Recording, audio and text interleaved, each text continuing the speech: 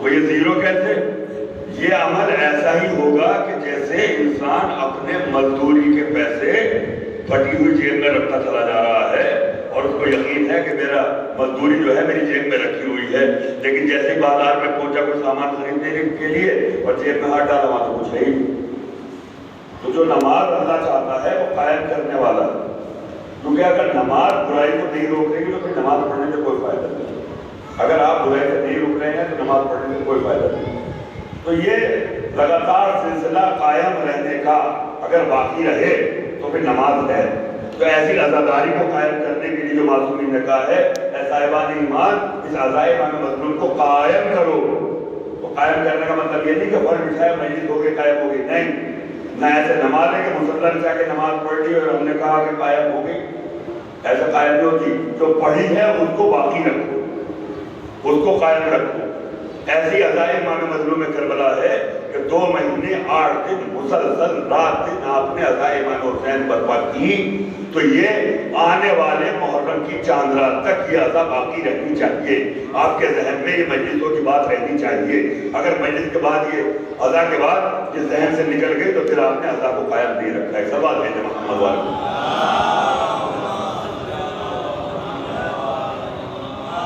تو عزائے امام مظلوم کو قائم رکھو۔ اور یہ لوگ سوچتے ہیں کہ بس عزائے امام کا وقت چل رہا ہے اور 2 مہینے 8 دن جو ہے ہم نے کوٹ کے سینہ بھی کوٹ لیا، مجلس بھی کر لی، یہ بھی کر لیا، وہ بھی کر لیا اور تبرکات بھی بانٹ دیے، لیکن ادھر 9 ربیع الاول آئی، نہ نماز کا ہوش نہ کسی چیز کا ہوش، اور ہم ایسے ہو جاتے ہیں کہ جیسے بالکل دیوانے بن گئے۔ ہم ہے ہی نہیں کچھ، ہماری ہستی کچھ نہیں ہے۔ ہم ابھی 2 مہینے 8 دن کچھ اور تھے اور اب ہم کچھ اور ہیں، یعنی ہم ایک انسان کئی مزاجوں میں بڑھ گیا، تو اس کو اللہ نے پسند نہیں کیا۔ بلکہ امام حسین علیہ السلام کا غم تو ایسا ہے کہ علامہ تصور حسین زیدی کہتے ہیں کہ رلانے آتی ہے یاد حسین روز مجھے، میں وہ نہیں جو محرم کا انتظار کروں۔ تو امام کی جو غم ہے وہ 24 گھنٹے آپ کے ساتھ ہے، ورنہ وصیت امام نہ ہوتی ہے کیسی ہو تو ٹھنڈا پانی پینا میری پیاس کو یاد کرنا۔ تو یعنی آپ 24 گھنٹے میں جتنی بار پانی پیے، اگر آپ نے مظلوم کربلا کو یاد نہیں کیا تو وہ پانی بھی حرام ہو جائے گا، وہ کھانا بھی حرام ہو جائے گا۔ تو یہ سب کچھ جو ہے وہ صدقے میں امام مظلوم کربلا کے ہے۔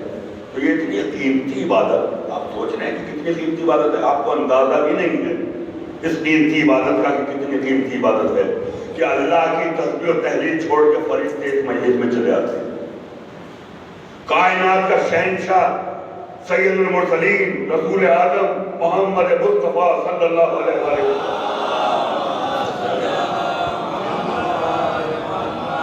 اس مجلس میں تشریف فرما ہوتی ہے۔ اللہ کی مرضیوں کا مالک امیر المومنین اس مجلس میں ہوتی ہے، شہزادی کونین اس مجلس میں ہوتی ہے، امام حسن اس مجلس، امام زمانہ تک سب کے سب اس مجلس میں شامل ہیں۔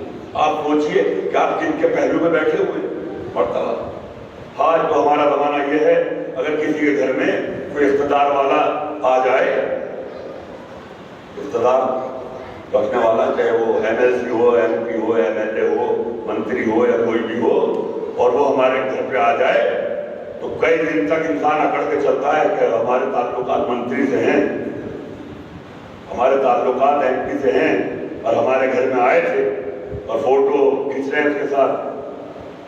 لیکن جب آپ کے گھر میں فرشیدہ بچھی ہے تو کوئی یہ کیوں نہیں کہتا کہ ہمارا تعلق ان بڑے لوگوں سے ہے کہ ہمارے گھر میں رسول خدا آئے تھے، ہمارے گھر میں شہزادی کونین آئی تھی۔ ایک صلوات بھیجیں محمد صلی اللہ علیہ وسلم۔ اس بات پہ فخر کریں کہ فرشیدہ کیوں بچھائی تھی کہ رسول کی بیٹی ہمارے گھر تشریف لائے۔ جان محترم، یہ مجلس اتنی آسان نہیں ہے، ان کے لیے بڑی تدبیریں ہیں، اللہ نے بڑے قانون بنائے ہیں ان مجلسوں کے لیے، ورنہ آپ سوچئے ظالم بادشاہوں کی حکومتیں ہو، بڑے بڑے دور گزر گئے لیکن عذاب نہ کل زوال تھا نہ آئے زوال تھا۔ کیونکہ اللہ نے اس کو انسانوں کے ہاتھ میں نہیں رکھا، اللہ نے غم مظلوم کربلا کو اپنے ہاتھ میں رکھا۔ تو اب جو چیز اللہ کے ہاتھ میں ہو وہ فنا نہیں ہو سکتی۔ یہ ہمارا قطرہ آنسو یا ہمارے گھر میں کوئی غم ہو جاتا ہے، جو مجلس امام حسین کا انعقاد کیا جاتا ہے، بھائی مر گئے، باپ مر گئے، اولادیں چلی گئی، غم بیٹے کا ہے، غم باپ کا ہے، غم بھائی کا ہے، لیکن مجلس کا اعلان امام حسین کے نام سے۔ اس کی وجہ کیا ہے؟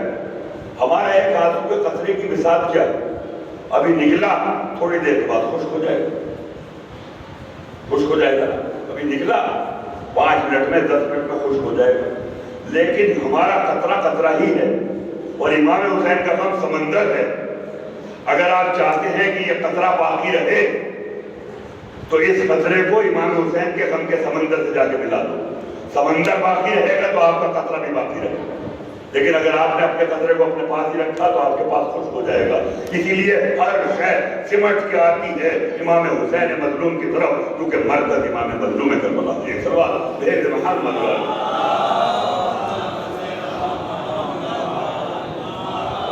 تو بڑی قیمتی عزا ہے جس میں آپ بیٹھے ہو، اور بڑے مسائل کے دن چل رہے ہیں۔ یہاں پہ زیادہ کا وقت ہے، واہ کا وقت نہیں ہے، کیونکہ واہ کے وقت بھی بہت آئیں گے۔ اللہ نے ترتیب سے ساری چیزیں رکھی ہیں، اور آپ ایک چیز کا خیال دیکھیے، اللہ کی ترتیب بھی کتنی افضل ہے۔ نہ تو کسی معصوم کی شہادت کے دن کسی معصوم کی ولادت ہے، ہو سکتا نا اتفاق بھی کہ صاحب فلاں امام کی ولادت اور فلاں امام کی شہادت ہو سی تاریخ، لیکن تاریخ اٹھا کے دیکھیے، ولادت الگ ہے، شہادت الگ، سب کا معاملہ الگ الگ ہے۔ نہ کوئی شہادت سے ولادت ملتی ہے، نہ ان کی خوشی سے غم ملتا ہے، نہ غم سے خوشی ملتی ہے۔ اللہ نے امتیاز رکھا، آئیے 13 رجب کو جشن منائیے، یہ بھی ہے کیونکہ چھٹے امام کی حدیث ہے سامنے، اور بڑی معتبر حدیث ہے۔ میں 12,000 حدیثیں چھٹے امام سے متعلق ہیں، 12,000۔ کسی حدیث میں امام نے یہ جملہ استعمال نہیں کیا جو اس حدیث کے لیے استعمال کیا، اور یہ آپ نے غور کر لیں، کیونکہ حدیثوں کو سمجھنا بھی آسان کام نہیں۔ امام فرماتے ہیں کہ ہمارے غم میں غم زدہ ہو جانا اور ہماری خوشی میں خوش ہو جانا، یہ اللہ کی راہ میں جہاد ہے، اور ضروری ہے، اب یہاں پہ جو تاکید ہے، ضروری ہے کہ یہ حدیث سونے کے حرفوں سے لکھوا کر ہر مومن اپنے گھر میں رکھے۔ مطلب سمجھے اس حدیث کو؟ تو سب کرتے ہیں، ان کی خوشی میں خوش ہیں، ان کے غم میں غم ہے نہیں، ان کے غم میں صرف ان کا غم، ان کی خوشی میں صرف ان کی خوشی، یعنی ان کی خوشی میں آپ اپنی خوشی منسلک نہ کریں۔ لیکن ہم آج دیکھ رہے زمانے میں تاریخ کیلنڈر میں دیکھیں، امام کی ولادت کی تاریخ ہے، بس اسی دن شادی رکھیں، تو آپ اپنی خوشی کو ان کو مقدم کر رہے ہیں؟ نہیں، ان کی خوشی الگ، معصومین کی خوشی الگ۔ اسی لیے تحریر ہے یہ کہ ضروری ہے کہ حدیث ہونے کا مختلف ہے۔ جہاں معصوم کی خوشی کی بات آتی ہے تو معصوم کی ہی خوشی ہے۔ اگر آپ شادی بھی رکھنا چاہتے ہیں تو پہلے ان کے نام کی محفل سجائیے، ان کا ذکر کریے، پھر بعد میں اپنے بچے کا عقد کرائیے، اگر آپ صحیح طور سے اہل بیت کے چاہنے والے ہیں۔ اور یہاں تو ایسا دستور بنا گیا چوتھے امام، کیونکہ بعد شہادت امام مظلوم کسی خوشی میں شریک ہی نہیں ہوئے 35 سال تک، اور بہت سے لوگ آتے تھے مومن کہ مولا ہم چاہتے ہیں کہ آپ ہمارے گھر آئیں۔ کہا کہ میں ایک شرط پہ آؤں گا، تم مجلس کا انعقاد کر میرے بابا کی نام پر۔ تو یعنی تمہارے یہاں خوشی بھی ہو رہی ہے تو مجلس کا انعقاد کرو تاکہ امام آ جائے، اور جن شادیوں میں امام نہ آئے تو طلاق ہو جائے، پریشانیاں ہو جائیں، اہل بیت کو بلائیے تاکہ آپ کی شادیاں سکسیس ہو جائیں۔ اور امام نے ایسے بھی کہا تم مجلس کر، اور اگر رضا خانے میں بیٹھنے کی جگہ نہ ملے گی تو ہم اس جگہ بھی بیٹھ جائیں گے کہ جہاں مومنین اپنی جوتیاں اتارتے ہیں۔ تو یعنی چوتھے امام کو کتنا غم ہے مظلوم کربلا، یہ کیوں آنسو بہانے کی بات بار بار ہو رہی ہے، کیوں اسی غم پہ مرکوز ہے آ کے ساری شریعت آ کے یہاں پہ رک گئی ہے؟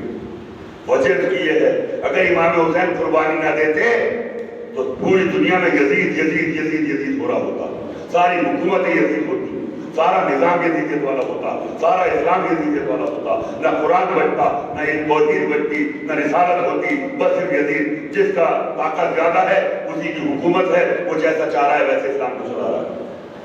تو اتنے پورے خطے میں ایک علی کا بیٹا اٹھا کہ چاہے قتل ہو جاؤ لیکن یزید کے منشا کو پورا نہ ہونا۔ اور دیکھیے انقلاب کیسے آئے۔ یزید نے یہ سوچا تھا کہ کربلا کے ایک میدان میں جنگل میں گھیر کے ان کو قتل کر دیں، کسی کو پتہ ہی نہیں چلے گا، لیکن اللہ نے کیا انتظام کیا، پرندے اپنے پروں میں خون حسین لے لے کر دنیا کے ہر گوشے میں پہنچ گئے اور خبر شہادت امام مظلوم پھیل گئی۔ چونکہ اس غم کو اللہ کو باقی رکھنا، ایک صلوات بھیجے محمد رسول اللہ۔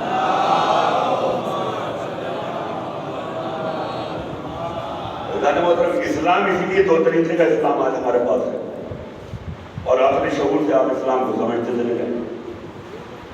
ایک اسلام وہ ہے جو کربلا سے ہمیں ملا، اور ایک اسلام وہ ہے جو سعودی عرب سے ہمیں مل رہا ہے۔ تو اسلام نہ سعودی عرب سے بھی آ رہا ہے اور ایک کربلا سے آ رہا ہے۔ کون سا اسلام سے؟ یا ہندوستان میں آپ رہ رہے ہیں، بڑے دریا بہتے ہیں، یہاں بھی گنگا ہے، جمنا ہے، سرسوتی ہے، فلاں ہے، نرمدا ہے۔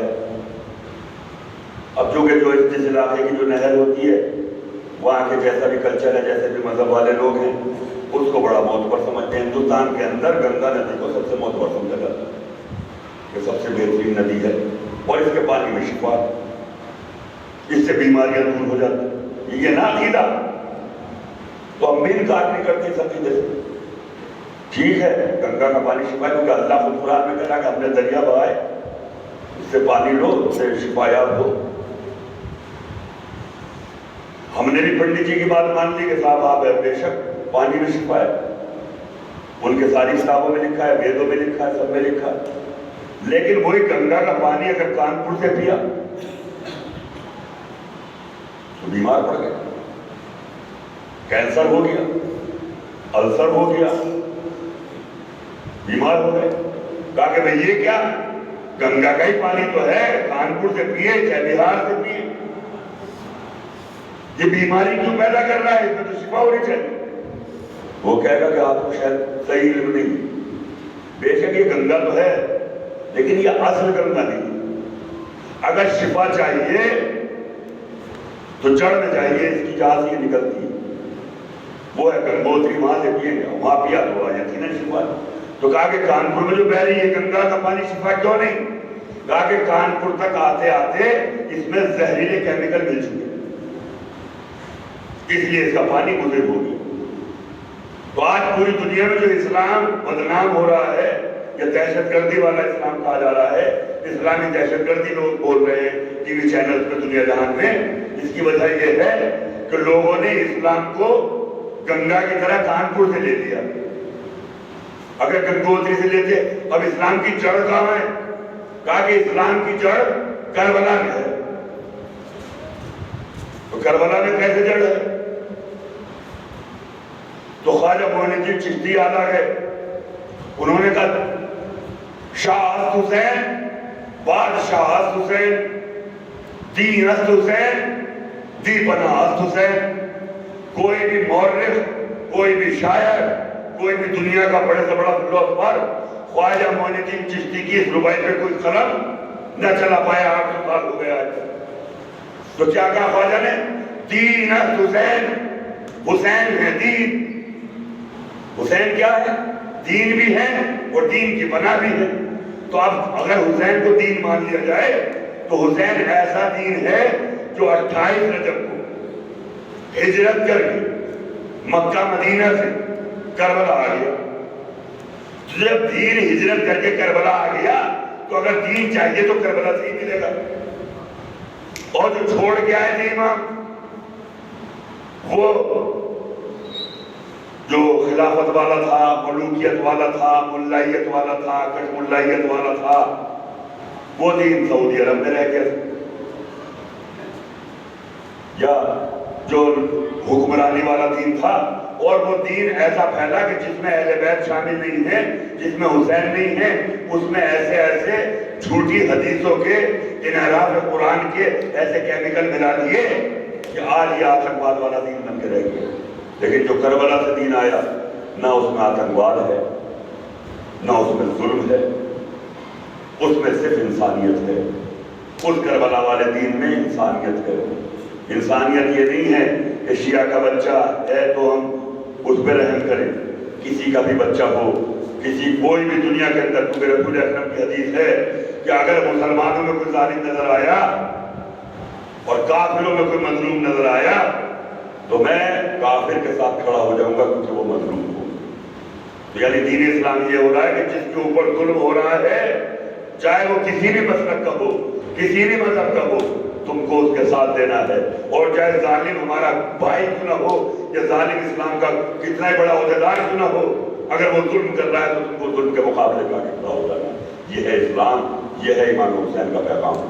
اسی لیے تو اتنا بڑا آج دیکھیں، صدام کو مرے ہوئے کتنا ٹائم ہوا، 31 سال تک اس نے حکومت کی ہے صدام نے کربلا میں۔ آنے جانے میں پابندی تھی، ظاہرین پہ پابندی تھی، ٹھیک ہے نہیں؟ ہاتھ کٹوا دیے جا رہے ہیں، 2 بوتل خون دے دو۔ صدام کا جو باپ تھا، جب اس کی حکومت تھی، وہ قتل کراتا تھا، 2 لوگ آئیں گے، ایک قتل ہوگا، ایک زیارت کرے، چھوڑی لوگوں نے زیارت کر نہیں، ایک قتل ہوتا تھا تب ایک دوسرا زیارت کرتا تھا۔ کرتے ہیں ہم لوگ آج ایسے زیارتیں، اور ایک تو ضعیفہ تھی، اس کے 7 بیٹے، ہر سال ایک بیٹے کو لے کے جاتی تھی، بیٹا اس کے سامنے قتل ہوتا تھا، ضعیفہ زیارت کر کے آتی۔ لیکن اتنی قربانیوں کے بعد نہ تو زیارتیں رکی، اتنی دہشت گرد حکومتوں کے بعد زیارتیں نہیں رکی۔ بھئی وجہ کیا تھی، کیوں روکنا چاہتے ہیں کربلا جانے سے؟ اس وجہ سے نہیں کہ آپ وہاں جا کے روئیں گے یا حسین کریں گے، نہیں۔ صدام جانتا تھا کہ سرزمین کربلا ایک ایسی سرزمین ہے کہ حسین نے اپنے خون سے سرزمین میں انقلاب پیدا کر دیا، اور جو یہاں آئے گا چاہے کتنے مردہ ضمیر لے کے کربلا آئے، کربلا میں آ کے اس کا ضمیر زندہ ہو جائے۔ اگر 1 لاکھ لوگ آئے کربلا میں اور 10,000 کا بھی ضمیر زندہ ہو گیا تو ہماری تخت حکومت کو پلٹ دے گا کہ جب 72 اتنی بڑی یزیدیت کو ختم کر سکتے ہیں تو آج کے دور میں 10,000 تو تخت صدام کو پلٹ سکتے ہیں۔ بس وقت یہ تھا، وجہ یہ تھی کہ کربلا جانے سے روکا جا رہا ہے تاکہ انقلاب پیدا نہ ہو جائے۔ لیکن کتنا روکو گے، صدام مٹ گیا اور انقلاب ایسا برپا ہوا کہ آج 8 کروڑ جا رہا ہے، 7 کروڑ جا رہا ہے، پورے سال کربلا کی سرزمین بھری نظر آ رہی ہے۔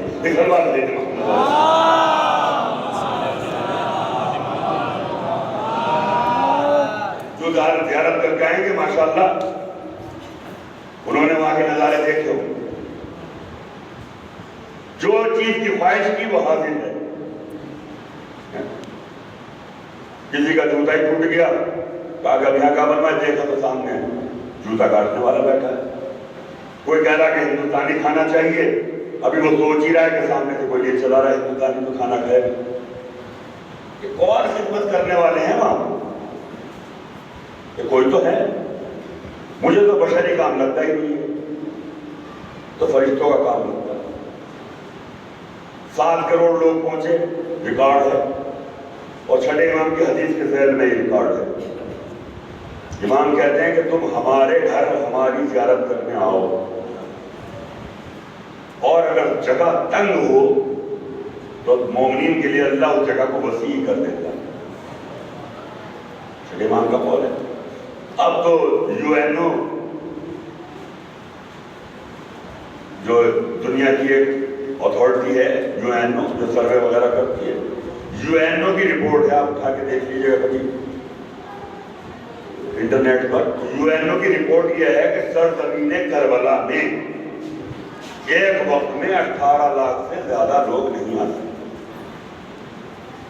اب یہ امام بارگاہ ہے آپ کی، پتہ چلا ہے 5000 فٹ میں بنی ہے، تو اگر 1 فٹ میں ایک انسان کو رکھیں آپ، زیادہ سے زیادہ، کیونکہ 1 فٹ میں پھر بھی نہیں آئے گا، چلیے مان لو 1 فٹ میں ایک انسان ہے تو 5,000 آ سکتے نا، عقل تو یہ کہتی ہے، کیونکہ آپ نے بنوایا، آپ کو پتا 5,000 فٹ کا اس کا ہال ہے، اور 5,000 سے زیادہ اس میں ایک انسان زیادہ نہیں آ سکتا، لیکن اس میں 50 لاکھ آ جائیں تو معجزہ ہوگا کہ نہیں ہوگا؟ تو 18 لاکھ جس سرزمین پہ نہیں آ سکتے، وہاں 7 کروڑ پہنچ گئے، تو چھٹے امام کی حدیث ثابت ہوئی کہ نہیں ہوئی؟ تو ہمارے حرم میں آؤ، اللہ زمین کو پھیلا دیتا ہے۔ اور پھر مجھے بتائیے، دنیا کے غریبوں والے دیش میں چوتھے 5ویں نمبر پہ ہے عراق، غربت زدہ دیش، غریب والا دیش ہے نا، جس کی خود کی ہی آبادی 9-10 کروڑ ہے، پورے عراق کی آبادی 9-10 کروڑ ہے، اور اس پورے عراق ملک کے ایک حصے کربلا میں 7 کروڑ لوگ آ جائیں تو کہ معجزے سے کم ہے۔ اور 7 کروڑ لوگ اگر ایک روٹی بھی ایک وقت میں کھائیں اور 3 ٹائم کھائیں تو 21 کروڑ روٹیاں روز چاہیے۔ کوئی مجھے بتائے کہ کس ملک سے رسد جا رہی ہے، فرقوں سے مال جا رہا ہے کہ صاحب رشیا نے بھیجا، وہاں سے بھیجا، وہاں سے بھیجا، وہاں سے بھیجا۔ چلیے رسد بھی اگر آ رہی ہے تو بنانے والے کہاں ہیں اتنی روٹیوں؟ لیکن ایک ظاہر مجھے کوئی ایسا بتا دے جو یہ کہے کہ میں کربلا میں رہا، مجھے کھانا نہیں ملا کھانے کو، کہ میں بھوکا رہ گیا۔ بلکہ ہم کو تو ایسے لوگ ملے کہ ہاتھ جوڑ کے کہتے ہیں کہ نہیں ہمیں کھانا نہیں چاہیے، اللہ کا شکر ہے کہ ہم شکم سے یہ ہے نہیں۔ تو یہ رسد آ کہاں سے رہی ہے؟ یہ کھانا آ کہاں سے رہا ہے؟ سلوات بھیجیں محمد والے محمد۔ اور کرنے کی بات ہے نا، یہ کھانا آ سے کہاں سے رہا ہے؟ یہ اتنے لوگ خدمتگار آ کہاں سے رہے؟ تو اللہ کا کوئی کام بھی مصلحت سے خالی نہیں۔ اب ہم نے دیکھا امام حسن علیہ السلام بیمار ہوئے اور اہل بیت نے منت ماننا بھی سکھایا۔ منت ماننا حرام نہیں کیونکہ قرآن میں اس کا ذکر آگے صورت ہے، لیکن منت کیسے مانگنی چاہیے؟ امام حسن کی طبیعت خراب ہوئی تو مولا کائنات نے دعا مانگی، پروردگار میرا بیٹا حسن صحت یاب ہو جائے تو میں 3 دن روزہ رکھوں۔ یہ ہے منت کا طریقہ، یعنی منت میں بھی عبادت۔ جب مولا کائنات نے منت مانی تو شہزادی نے بھی منت مانی، جب شہزادی نے منت مانی تو جناب فضہ نے بھی منت مانی، جب جناب فضہ نے منت مانی امام حسین نے بھی مانی اور امام حسن نے بھی مانی۔ تو گھر کے جتنے بھی افراد تھے سب نے منت مان لی کہ 3 دن روزہ رکھے۔ اب چونکہ روزہ ہے تو اب کھانے کے لیے بھی کچھ آنا چاہیے، کہیں سے انتظام ہوا کھانے کا جیسے تیسے، اور جناب فضہ گھر کا دستور تو یہی تھا جناب سیدہ کے گھر کا کہ کنیز میں ہیں، کنیز ہیں جناب فضہ، لیکن وہ کنیز کہیں اپنے آپ کو تو بات سمجھ میں آتی ہے، ہماری زبان نہیں ہے کہ ہم ان کو کنیز کہیں، کیونکہ ہم نے تو لفظ کنیز سنا ہی نہیں ہے۔ امام حسن امام حسین اماں کہہ کے بلاتے ہیں، مولا کائنات بہن کہہ کے بلاتے ہیں، رسول بیٹی کہہ کے بلاتے ہیں، شہزادی بہن کہہ کے بلاتی ہے، تو لفظ کنیز ہی نہیں ہے۔ لیکن یہ ہماری جہالت ہے کہ ہم کہہ دیتے ہیں کہ جناب سیدہ ہی کنیز کی فضہ، فضہ خود کو کنیز کہتی ہے، لیکن اہل بیت نے کبھی ان کو کنیز نہ کہا نہ سنا، لیکن اہل بیت اور ہے فضہ اور ہے۔ تو دستور کیا تھا شہزادی کا کہ ایک دن گھر کا پورا کام شہزادی کرتی اور ایک دن پورا کام فضہ کرتی۔ تو اب پہلے دن جب روزہ رکھا تو جناب فضہ نے کھانا بنایا، یہ شہزادی نے کھانا بنایا جس کا جو بھی ہوا، اور ابھی افطار کے لیے بیٹھے تھے کہ باہر دروازے میں دق الباب ہوا۔ کہا کون؟ کہا انا اسیر، میں اسیر بھوکا ہوں۔ مولا علی نے اپنا کھانا دے دیا، کہا میں بہت زیادہ بھوکا ہوں۔ شہزادی نے اپنا کھانا دے دیا، کہا میں اور بھوکا ہوں۔ تو جتنا کھانا تیار ہوا تھا، ایک روٹی جو بھی تھا، وہ سارا کا سارا کس کو دیا؟ اسیر کو، تو لے کے چلا گیا۔ یہ لوگ پانی پی کے پھر سو گئے۔ اب دوسرے دن روزہ رکھا، پھر جیسے افطار کرنے کے لیے بیٹھے پھر دق الباب ہوا۔ کہا کون؟ انا مسکین، میں مسکین۔ پھر سارا کھانا دے دیا. پھر تیسرے دن ایسے ہی 3 دن کا فاقہ تو ہوا نا. تیسرے دن روزہ اتارنے کے لیے بیٹھے. کہا کون؟ انا یتیم، میں یتیم. اہل بیت نے پورا کھانا ان کو دے دیا جناب عزت. اب جب 3 دن کے فاقے ہو گئے، چوتھے دن رسول خدا ہے. دیکھا کہ سب کی حالت خیر ہوئی تھی. 3 دن کا فاقہ، روزے پہ روزہ ہو رہا. فرمایا کیا ہوا؟ سب نے بتایا کیسے سے ہوا. کہا کہ وہ 3 دن آنے والے فرشتے تھے جو یہ دروازے سے بھیک مانگنے آتے. فرشتے تھے یہی ہے نا. اور رسول اللہ نے دعا کہ میں جنت سے کھانا آیا، پھر اہل بیت نے کھانا کھایا. تو چلیے اب فرشتے، رسول نے کہا جب فرشتے تھے تو فرشتے تو کھانا کھاتے فرشتے کھانے نہیں. کوئی تاریخ نہیں، کوئی قرآن نہیں، کوئی حدیث نہیں. فرشتے کھانا کھاتے نہیں. آسمانی مخلوق کو زمین کے کھانے کی ضرورت نہیں. اللہ کھانا کھاتا نہیں. تو اللہ نے فرشتوں کے ذریعے 3 دن کا کھانا اس میں منگایا کیوں؟ اور اس 3 دن میں جیسے کہ ترتیب ہے، ایک دن جناب سیدہ کام کرتی ہیں، ایک دن جناب فضہ کام کرتی ہیں. تو ان 3 دن میں ایک دن تو جناب فضہ کے ہاتھ کی روٹیاں بھی ہیں. 3 دن میں اگر 2 دن جناب سیدہ کے ہاتھ کی روٹی ہے تو ایک دن تو جناب فضہ کے ہاتھ کی بھی روٹی اس میں جا رہی ہے نا. تو 3 دن میں جناب فضہ کے ہاتھ کی بھی روٹی تھی. تو کوئی تو مقصد ہوگا نا کہ شہزادی کے ہاتھ کی بنی ہوئی روٹیاں اور اس پر اللہ منگائے فرشتوں سے محفوظ رکھے. آیت اللہ بشیر حسین نجفی نے جب یہ جملہ بیان کیا، کہا کہ تم کو ابھی تک سمجھ میں نہیں آیا کہ اللہ نے فرشتوں کے ذریعے یہ روٹیاں کیوں منگائی تھی عرض پر؟ تاکہ کربلا میں جب حسین مظلوم کی شہادت ہو جائے اور شہادت کے بعد لاکھوں زائرین کربلا میں پہنچے، انہی روٹیوں کا تصدق تبرک عرض سے فرشتے لے لے کر کربلا میں آئیں تاکہ زہرا کے ہاتھ کی روٹیاں ان زائرین کو تقسیم ہوتی رہے. ایک سوال ہے.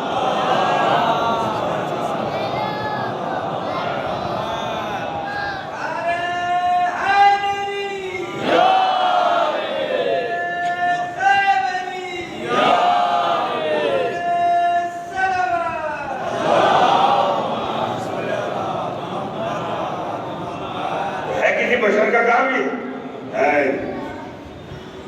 کربلا میں جو آپ کچھ بھی کھا رہے ہیں بس اتنے احترام سے کھا لیجئے کہ اس پہ جناب سیدہ کا ہاتھ لگا ہوا ہے کہ اپنے لال کے ظاہرین کے لیے تبرک ان روٹیوں کا تصدق بڑھ رہا ہے. فرشتے آپ کی خدمت میں جانے کس کس بیت میں فرشتے جوتیاں گاڑتے نظر آ رہے ہیں، کھانا پانی لے کے آپ کے سامنے حاضر ہیں. ایسے ہی زیارت ہو رہی ہے امام حسین کی، کیونکہ رسول اللہ نے فرمایا میرے حسین کی زیارت کا ثواب 1 حج کے برابر. تو رسول کی زوجہ نے کہا کہ یا رسول اللہ 1 حج کا، 2 حج کا، کہا 2 حج کا، 5 حج کا. جیسے جیسے وہ تعجب کرتی جا رہی ہے رسول بڑھاتے جا رہے ہیں. 5 کا نہیں 10 کا، 10 کا نہیں 20 کا، 20 کا نہیں 40 کا، 40 کا نہیں 80 کا. اور جب 90 پہ بات پہنچی تو بیوی نے کس کے اپنے منہ پہ ہاتھ رکھ دیا کہ اب میں آگے جملہ نہ کہوں کہ ایسا نہ ہو کہ لاکھوں حج کا ثواب ہو جائے. کیا ہوا؟ 1 بار زیارت کا ثواب 90 حج کرنے کے برابر ہے. کیا ہے یہ زیارت؟ لانا محترم ایسے نہیں ہے زیارت. اس کا بات بھیجا محمد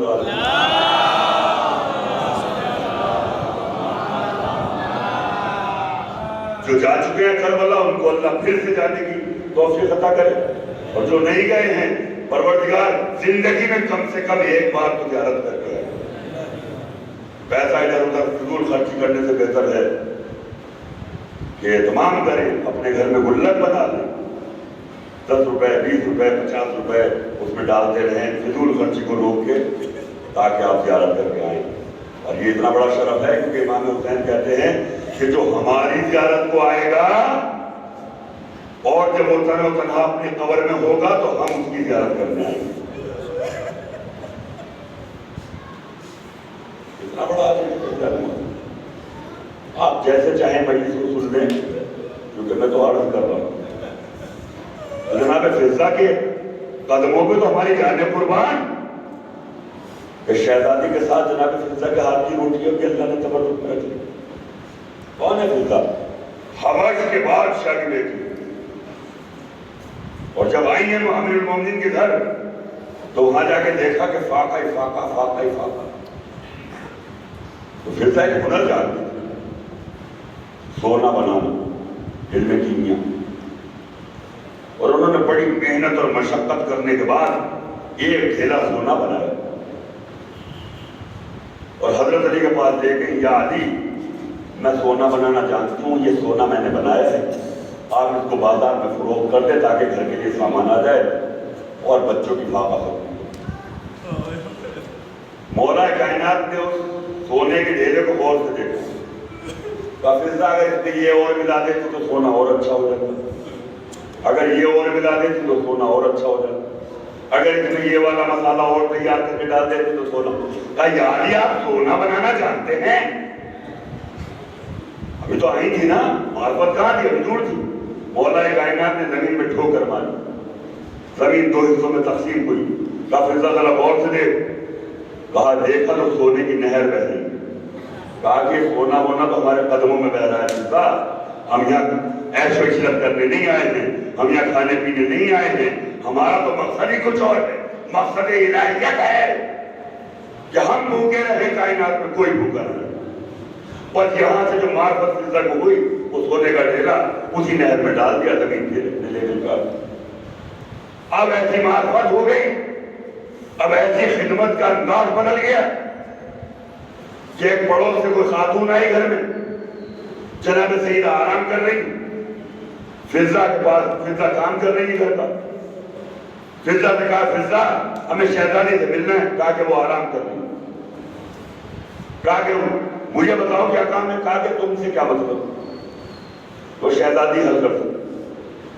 کہا کہ شہزادی آرام کر رہی ہیں، ان کو جگانا مناسب نہیں ہے، ابھی چکی چلا کے سوئی. کہا کہ تم بتاؤ تمہارا کام کیا ہے. کہا کہ 3-4 دن ہو گئے فاقہ سے شہزادی سے کچھ لینے آئے. کہا کہ اتنے چھوٹے سے کام کو میری شہزادی کو پریشان کرو. یہ پتھر اٹھا، اور اس نے پتھر اٹھایا اور فضہ نے کہا میں اگر سچی کنیز ہوں فاطمہ زہرا کی تو پروردگار پتھر کو سونا کر دو. دیکھا تو تھوڑی دیر میں پتھر سونا ہو گیا. کہا جا اپنی غربت کو دور کر دو. تو جن کے کنیزی میں آنے کے بعد جس کے مرتبے کو اللہ نے اتنا بلند کر دیا کہ فضہ کی بات نہیں ہو سکتی، تو شہزادی کون ہے، ان کے مرتبے کو کون سمجھے گا؟ کہ سواب دے دے محمد والا.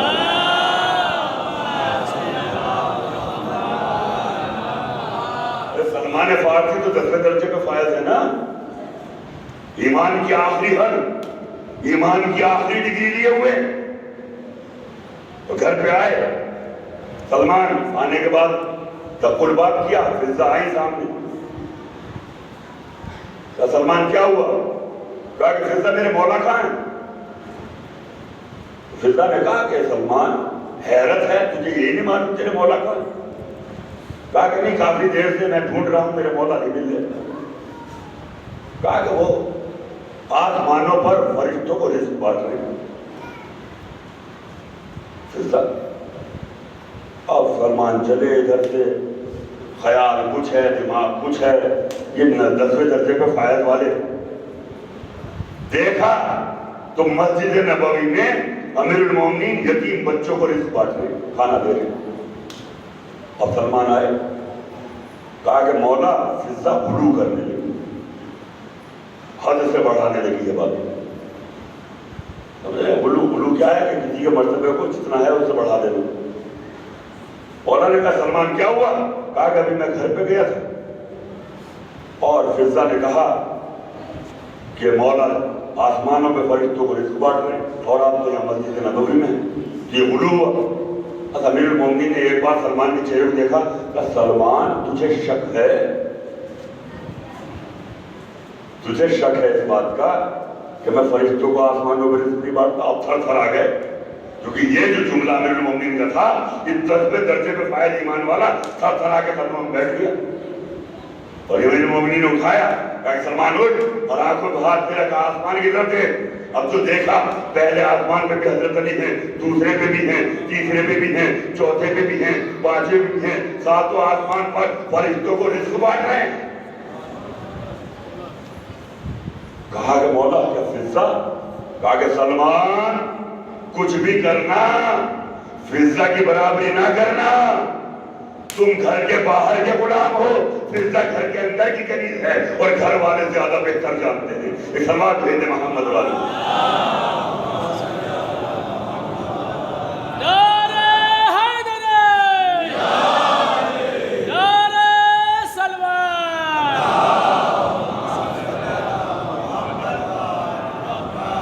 یعنی محترم یہ مجلس یوں ہی نہیں ہے، اور آپ تو کتنا شرف ہے، حضرت مقداد، حضرت ابوذر، حضرت عمار یاسر جیسی شخصیتیں، حضرت میثم تمار، حضرت قمبر، سلمان فارسی، یہ اپنے اپنے عشق کے دعوے کر رہے تھے حضرت علی سے کہ ہم آپ سے بہت محبت کرتے ہیں، اور حضرت علی سے پوچھا تھا یا علی آپ ہم میں سے سب سے زیادہ کس سے محبت کرتے ہیں؟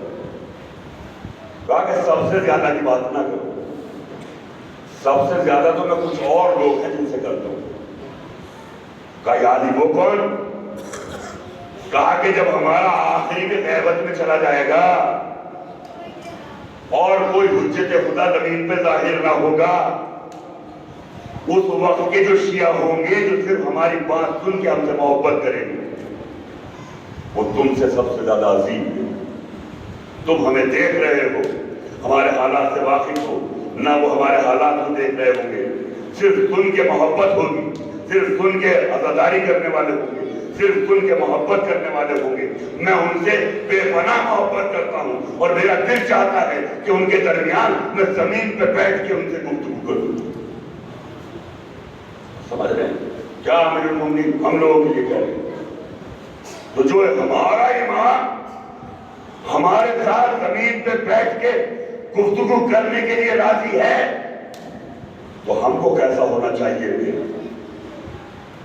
ہم اپنے امام کے اس قول کو معتبر ثابت کریں۔ ہمارے پاس گناہ آ کے پھٹکے بنا، شیطان ہمارے سامنے ناک رگڑتا ہوا نظر آئے، ہمارے ذہنوں میں نجاست نہ ہو، ہمارے قلوب منور ہوں، پاکیزہ ہوں، ہمارا جسم پاکیزہ ہو، اطاعت اہل بیت کے لیے تیار ہو، تو یقیناً امام آپ سے ملاقات کرنے آ جائیں گے۔ ایک صلوات اور بھیج محمد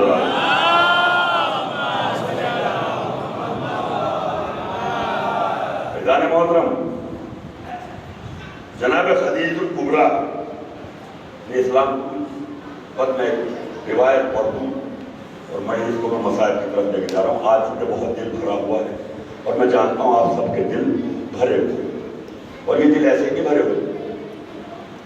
کسی نے چھٹے امام سے کہا مولا عام دنوں میں ایسا غم طاری نہیں ہوتا، لیکن جب جب عزائے امام ہوتی ہے یا کوئی اور کسی امام کی شہادت کا وقت آتا ہے تو دل غمزدہ ہو جاتا ہے، ایسا کیوں؟ امام نے فرمایا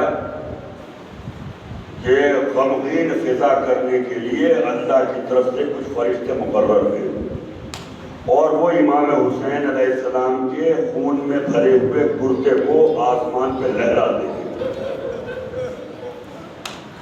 جس سے فضا غمگین ہو جاتی ہے اور چاہنے والوں کے دل بھر جاتے ہیں فضا کے لیے۔ ایسے ہی رو رہے آپ، یہ اللہ کی طرف سے اہتمام۔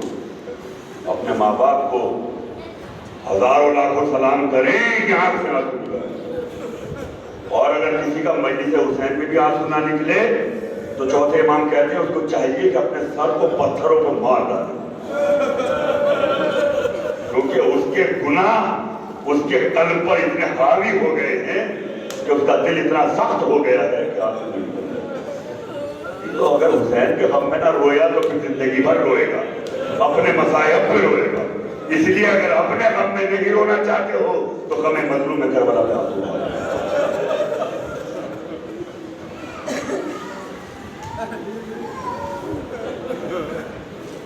امام مظلوم کربلا کا غم ایسا ہی، اور اس کے لیے اہتمام دیکھیے، ایسی اہتمام نہیں۔ ایک شخصیت ہے جن کا نام ہے امیر القیس، جو جناب خدیجہ الکبریٰ جو رسول اللہ کی زوجہ تھی، ان کے رشتے کے بھائی تھے اور وہ چچاداد تھے یا خالاداد تھے، بہرحال تھے، مذہب عیسائیت۔ جناب خدیجہ کبریٰ تو اسلام لے آئے، رسول کی زوجہ ہو، شہزادی کی ماں۔ امر القیس نے ابھی اپنا مذہب نہیں چھوڑا تھا، لیکن ان کو اللہ نے 2 پیاری بیٹیاں دی۔ بہت غور سے سن لیجیے، کبھی کبھی کہانی کی طرح سے کوئی بات بیان ہو جائے تو ذہنوں میں بیٹھ جائے۔ 2 بیٹیاں اللہ نے دی، اور وہ اتنی شریف النفس بیٹیاں کہ خوف ہرائی سے ہر وقت دہل گئی۔ کسی نامحرم نے ان بیٹیوں کو کبھی نہیں دیکھا، اور وہ گھر کے اندر اپنے اللہ کی تسبیح کرتی ہیں۔ تو جب باپ اپنی ایسی بچیوں کو دیکھتا ہے تو ہر باپ یہ چاہتا ہے کہ جیسی شریف میری بیٹیاں ہیں ویسا ہی شوہر ان کو شریف ملے۔ اگر شوہر ظالم مل گیا تو زندگی بھر ماں باپ روتے ہیں کہ کہاں ہم نے شادی کی۔ تو ہر باپ چاہتا ہے کہ جیسی بیٹیاں ہیں ویسا ہی کفو ملے، ویسا ہی شوہر ملے۔ تو امر القیس نے پورے مذہب عیسائیت میں ڈھونڈا، لیکن ایسا کوئی شریف گھرانہ نہ ملا جو ان کی دونوں بیٹیوں کا حکم سے ہو گیا۔ پھر انہوں نے سوچا چونکہ میری بہن نے مذہب اسلام قبول کیا اور مسلمانوں کے نبی کی زوجہ بنی تو ہو سکتا ہے مذہب اسلام میں کچھ شریف خاندان نظر آ جائے، شریف خاندان نظر آ جائے۔ تو وہاں میں عرض کروں، آئے دیکھا کہ رسول اللہ کی شہادت ہو چکی ہے اور کوئی کمینے آ کے رسول کی جگہ پہ بیٹھے ہوئے ہیں۔ آئے تو 1 ہفتہ ان کے مہمان رہے۔ مہمان رہنے کے بعد سارا مزاج جاننے کے بعد کھڑے ہو کے یہ کہا کہ یا تو تم رسول کے سچے جانشین نہیں، اور اگر تم رسول کے جانشین ہو تو اتنے شریف نہیں ہو،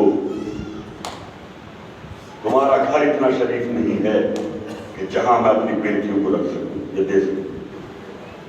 یہ کہہ کے جب وہ بدن سے نکلے تو وہاں سلمان فارسی کھڑے، تو تم کو رسول کے جانشین سے ملنا ہے، آؤ میں تمہیں رسول کے سچے جانشین سے ملواتا ہوں، میں شریف النفس شخصیت سے ملاتا ہوں۔ امر القیس گئے سلمان کے ساتھ، کہا یہاں بیٹھ جاؤ، پھر تھوڑی دیر کے بعد آتے ہیں۔ امر القیس نے دیکھا کہ ایک شخص ہے جو پسینے میں تروتر ہے، پیمن لگے کپڑے پہنے ہوئے ہے، گرد آلود لباس ہے، ہاتھ میں مزدوری کے پیسے لیے ہوئے چلا آ رہا۔ امر القیس نے دیکھا کہ بڑا شریف النفس کوئی نظر آ رہا ہے۔ جیسے جیسے وہ قریب آتے جاتے ہیں ویسے ویسے مدینے کے یتیم بچے حساب کرنے لگتے ہیں، وہ مزدوری کے پیسے یتیم بچوں کے سر پہ ہاتھ پھیرتا جاتے ہیں اور ان بچوں کو تقسیم کرنے جاتے ہیں۔ امر القیس نے کہا واللہ ایسا کوئی شریف النفس ہو سکتا ہے، ان سے میری ملاقات کراؤ۔ کہا کہ ملاقات مغرب کے بعد ہو۔ آئے گھر پہ، تق الباب ہوا۔ جب تق الباب ہوا اندر سے امیر المومنین نے کہا اے امیر القیس تجھ پر علی ابن ابی طالب کا سلام۔ اور جب یہ جملے سنے امیر القیس نے بس مولا کائنات باہر آئے، کہا مولا آپ نے تو دیکھا بھی نہیں، کہا کہ تو جہاں سے چلا ہے جو سوچ کے چلا ہے وہ میں سب جانتا ہوں، تیرا حال بتاتا ہوں۔ کہا کہ مولا اب اگلی گفتگو بعد میں ہوگی، پہلے مجھے کلمہ پڑھا دیجئے، پہلے مجھے اسلام میں شامل کر دیجئے۔ کہا امیر القیس ہم تیرا انتظار کر رہے تھے، اور امام نے اس کو بلایا اور اس کے بعد کچھ رموز شریعت تھے، کچھ احکام الہی تھے جو ان کے سپرد کیے۔ کہا کہ جاؤ فلاں جگہ اسلام کے اس کام کو انجام دو۔ اور امیر القیس نے جاتے جاتے کہا مولا میری یہ 2 بیٹیاں ہیں، یہ بڑی شریف النفس ہیں، میں شریف گھرانہ تلاش کر رہا تھا، اب ایسے در پہ آ گیا ہوں، کائنات میں اس سے افضل تو کوئی گھر نہیں ہوگا، اس سے افضل تو کوئی شریف خاندان نہ ہوگا، یہ 2 بیٹیاں آپ کو میں عطا کرتا ہوں، آپ جس سے چاہیں ان کا عقد کر دوں۔ تو بڑی بیٹی کا نام سلمہ، چھوٹی بیٹی کا نام سلامہ۔ مولا کائنات نے بڑی بیٹیوں کو گھر میں رکھا۔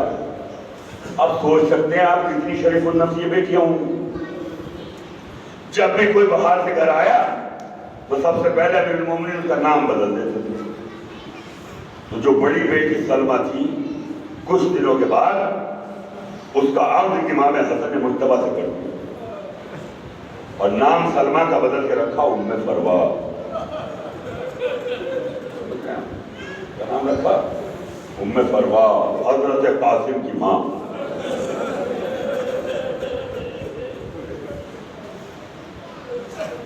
کچھ عرصہ گزرا، چھوٹی والی بیٹی جن کا نام سلامہ تھا، ان کا عقد امام حسین سے کر دیا۔ جانتے ہیں یہ بیوی کون تھی؟ جن کا نام ہے ام رباب۔ آپ سوچئے کتنی شریف و نقص بیویاں ہوں۔ عزیز و شوہر کے مرنے کے بعد ایک عورت کا کل اثاثہ جو ہوتا ہے وہ اس کی اولاد ہے۔ تو ام فروخت کربلا میں صرف اپنی ایک عورت قاسم کو لے کر، اور کیا مودت تھی اہل بیت سے کہ قاسم سے کہتی ہے قاسم میرے لال میں سیدانی نہیں ہوں، میرے دودھ کو شکر نہ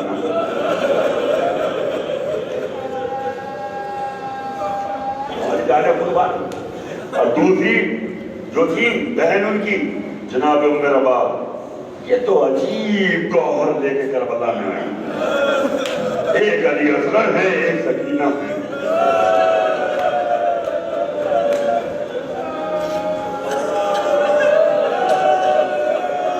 علی اصغر نے کربلا کو فتح کر دیا،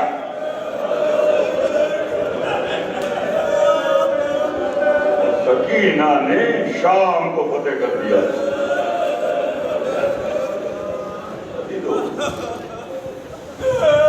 چار برس آج شب شہادت ہے نا اس مظلومہ بچی کی،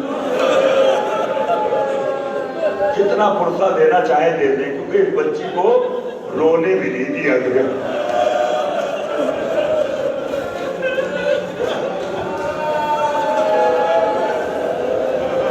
آپ کی گودیاں آباد رہے حسین کے صدقے میں،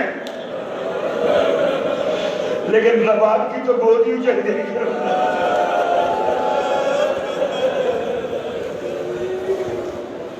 جناب سکینہ، نام سکینہ نہیں تھا، نام تو فاطمہ ہی رکھا امام نے، رقیہ فاطمہ یہ نام تھا۔ پیدا ہوئی امام نے، امام کا دستور تھا بیٹا ہوا تو علی نام، بیٹی ہوئی تو فاطمہ نام۔ لیکن جیسے ہی حضرت عباس کے آغوش میں امام حسین نے اس بچی کو دیا تو حضرت عباس نے غور سے اس بچی کے چہرے کو دیکھا اور کہا ہاذا سکینۃ العباس، یہ عباس کے دل کا سکون ہے۔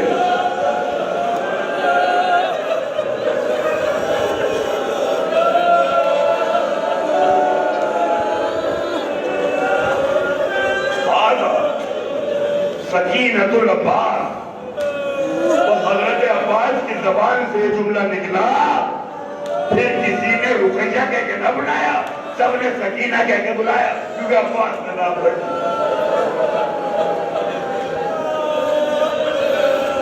اور تاریخ میں جو جملے ہیں کہ اس بچی نے سر زمین کربلا سے پہلے کبھی زمین پہ پیر نہیں رکھا۔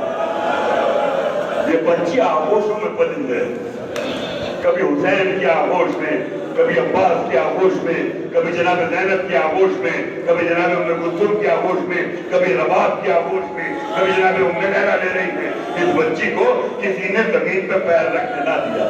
سوچو کیسے پلی ہوتی ہے شکل۔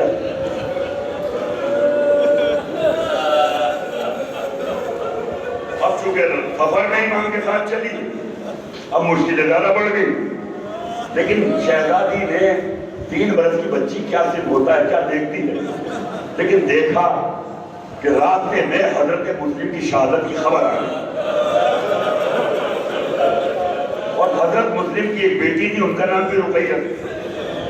تو جب امام گھر میں گئے، خیمے کے اندر گئے تو خیمے لگے تھے، اور یہ خبر پہنچی کہ حضرت مسلم شہید ہو گئے، تو انہوں نے یتیمہ مسلم کو بلایا امام نے، اس کو دانوں پہ بٹھایا، اس کے سر پہ انگلیاں پھرائیں، سینے سے لگایا، جناب زینب سے کہا کہ تو بندے گوشوارے لا کے دو، بچی کو پہنا دیے۔ اب جناب سکینہ یہ دیکھ رہی ہے کہ بابا روز جمعہ میرے ساتھ کیا کرتے تھے، آج رقیہ کے ساتھ کر رہے ہیں، آج مسلم کی بیٹی کے ساتھ کر رہے ہیں۔ پوچھا پھوپھی اماں یہ بابا ایسا کیوں کر رہے ہیں؟ کہا کہ بیٹا یہ یتیم ہو گئی ہے۔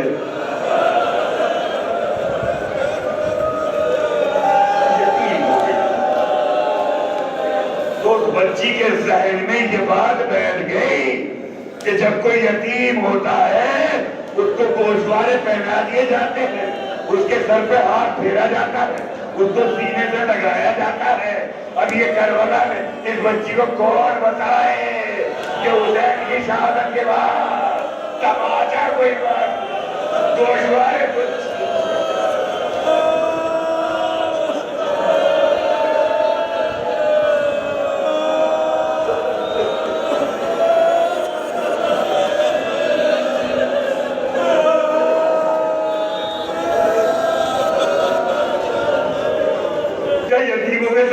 بچی نے بس اتنا ہی کہا پھپھی اماں یتیموں کے ساتھ ایسے کیا جاتا ہے۔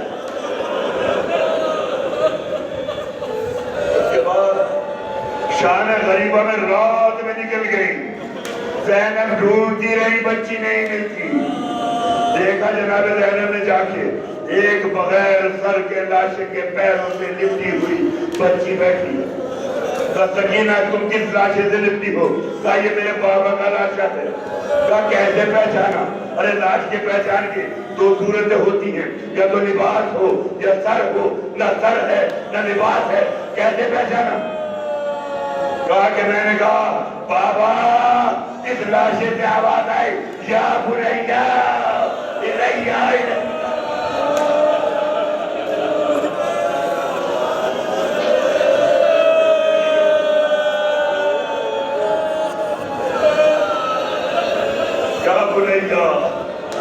الیہ آجا میری بیٹی آجا، محبت ہو گئے تھی۔ کہا کہ تم پیروں سے کیوں لپٹی ہو؟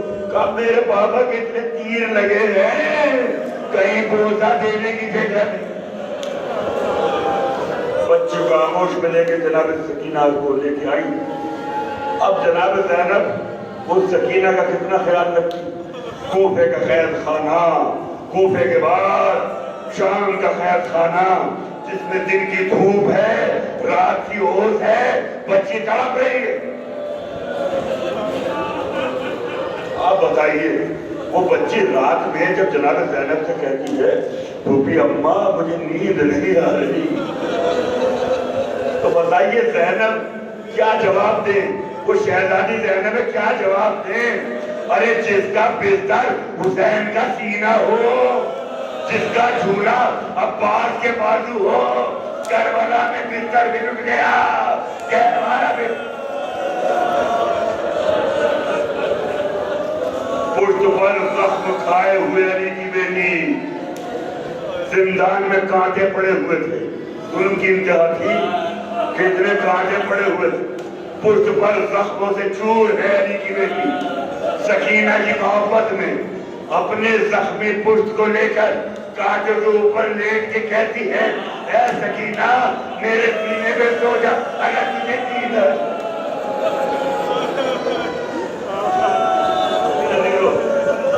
اپنے بابا سے بہت محبت کرو، اپنے چچا سے بہت محبت کرو، سب سے جو شہید ہو گئے سب سے محبت کرو۔ لیکن آپ نے اکثر سنا ہوگا جناب سکینہ چوتھے امام سے آگے یہ کہتی تھی، جو زندان کے دروازے میں بیٹھے رہتے تھے، پرندوں کو دیکھتی تھی، کہتی تھی بھائی یہ پرندے کہاں سے آ رہے ہیں؟ کہا اپنے اپنے آشیانوں سے آ رہے ہیں۔ پھر شام کو پوچھتی تھی اب کہاں جا رہے ہیں؟ کہا کہ اپنے آشیانوں میں واپس جا رہے ہیں۔ پھر طلب کے کہتی تھی بھائی پرندے صبح کو کر چکے، شام کو اپنے گھر واپس جا، میں گھر کب جاؤں گی؟ جناب سکینہ کو نا کربلا جانے کی تمنا ہونی چاہیے تھی، گھر جانے کی تمنا کیوں؟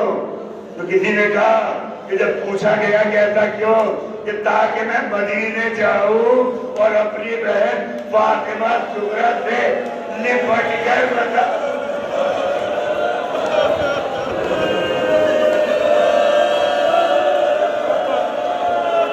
کہ میرے اوپر کیا بتایا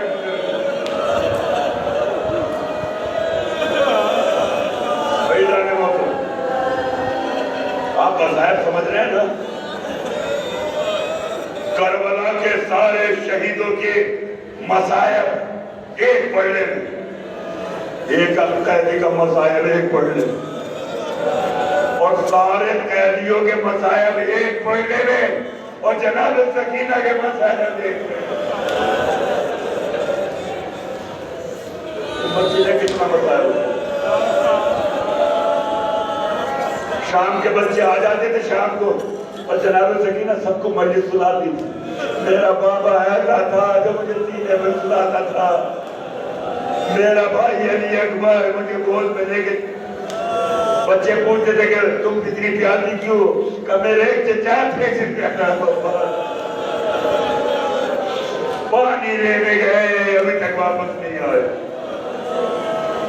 تو بچے گھر جا کے یقین خراب کیسے پیدا ہوا وہ بچے گھر جا کے اپنی ماں سے کہتے تھے کہ ہم کو پانی دو ایک زندان میں بچی بہت پیاسی کہا کس کی بچی ہے کہا حسین کی بیٹی ہے بہت پیاسی ہے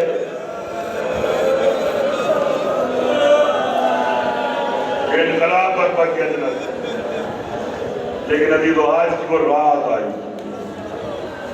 آج کی رات یہ بچی چوتھے امام کے پاس بیٹھی بس آخری بات سن لیں کہا بھائی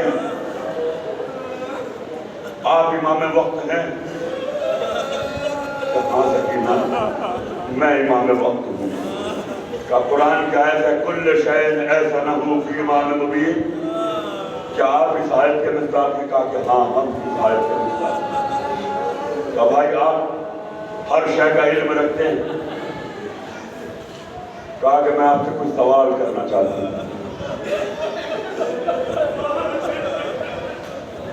کہا سکینہ سوال کرو کہا کہ یہ بتائیے شدت پیاس کے درجات کتنے پیاس کے درجے کتنے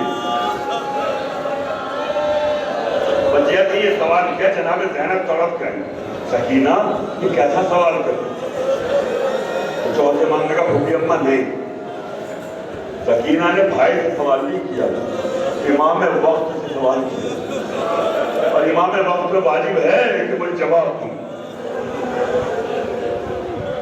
پوچھا ہاں سکینہ پوچھو بھائی یہ بتاؤ کتنے درجے پیاس کہا کہ سب سے کم درجہ پیاس کا جو پہلا درجہ ہوتا ہے اس سے آنکھوں کے سامنے اندھیرا آ جاتا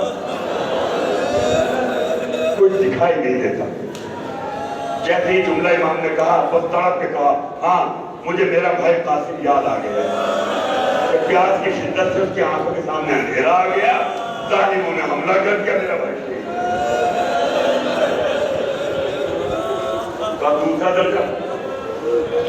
دوسرا درجہ ایسے ہوتا ہے جیسے ماہی بیار جیسے مچھلی کو پانی سے باہر نکالا جاتا ہے اور اس میں تڑپنے کی بھی طاقت نہیں رہتی تو وہ دھیرے دھیرے منہ کھولتی ہے بند کرتی ہے بچرا میں سکینہ نے پورا تڑپ کے کہا میرا بھائی علی اکبر جب میرے بابا نے زمین پہ ماہی بیار کی طرح تڑپا ہے میرا بھائی یہ دوسرا درجہ ہے تیسرا شدت پیاس کی جو تیسری منزل ہے وہ کیا کہا کہ زبان میں کانٹے پڑ جاتے حلق خشک ہو جاتے بچے سنا تو بابا یاد آ گئے ہاں میرا بابا جب علی اکبر نے میرے بھائی نے زبان رکھی تو یہ کہہ کے نکالی بابا آپ کی زبان میں کانٹے پڑے ہوئے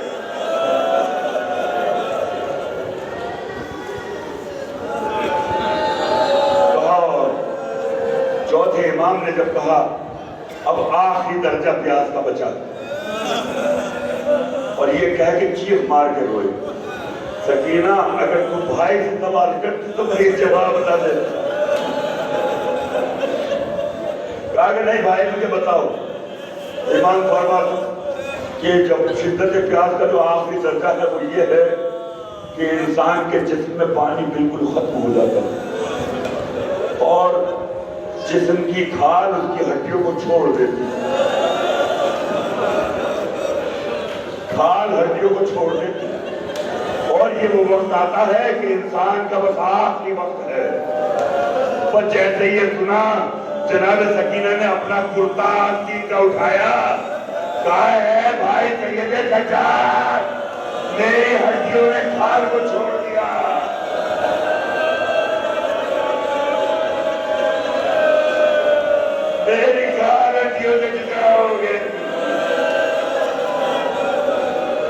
یہ آخری وقت آ گیا. طرف کے چوتھے امام نے بہن کو گلے کے لگا دیا. کہا کہ بھائی اب میری وصیت سن لے. امام وصیت آج جو آپ علم اٹھا رہے تھے, اگر جناب سیدہ کی وصیت نہ ہوتی تو آج ہم علمداری نہ کرتے, کیونکہ لٹا ہوا اسباب علم ولم سب لٹ چکا تھا. جناب سکینہ نے وصیت کی, بھائی مجھے جب دفن کر دینا تو میری تختی جو قبر کا لوح قبر ہے اس پر لکھ دینا حسین کی یتیمہ سکینہ, جو پیاسی اس دنیا سے چلی گئی. اپنے چچا کو یاد کرتے چلی گئی. اور دوسری وصیت یہ ہے کہ میرے چچا کو کہیں نہ کہیں شرمندگی تھی کہ میں اپنی سکینہ کو پانی نہ پلا سکا, تو ایسا کرنا کہ جب لٹا ہوا اسباب ملے تو وہ عالم جب مل جائے تو ایک بار صنم کو ضرور سجانا اور اس میں میری مشکیزہ کو باندھ دینا, اور وہ عالم لا کر میری قبر پر کچھ دیر کے لیے نظم کر دینا, تاکہ مجھے یقین ہو جائے میرا چچا مجھ سے ملنے آ گیا. امام نے وصیت پر عمل کیا. شہادت کے بعد علم کو سجایا, پھریرا کھولا. ایک پھریرے کا سرا جناب زینب نے پکڑا, ایک پھریرے کا سرا جناب ام کلثوم نے پکڑا. امام نے گریبان چاک کیا, علم کو اٹھایا, ہائے سکینہ, ہائے پیار, ہائے سکینہ, ہائے امام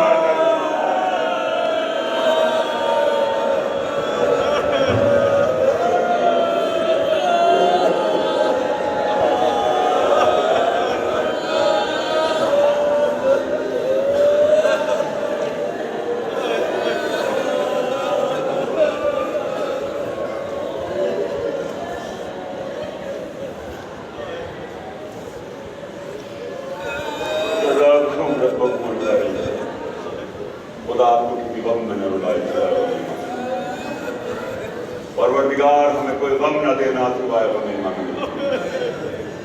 پالنے والے ہمارے توفیقات اور درجات کو بلند فرما, ہمارے آنسوؤں کو رومال شہزادی کونے میں جگائے. پروردگار جہاں جہاں بھی شیعہ نے حیدر کرار ان کو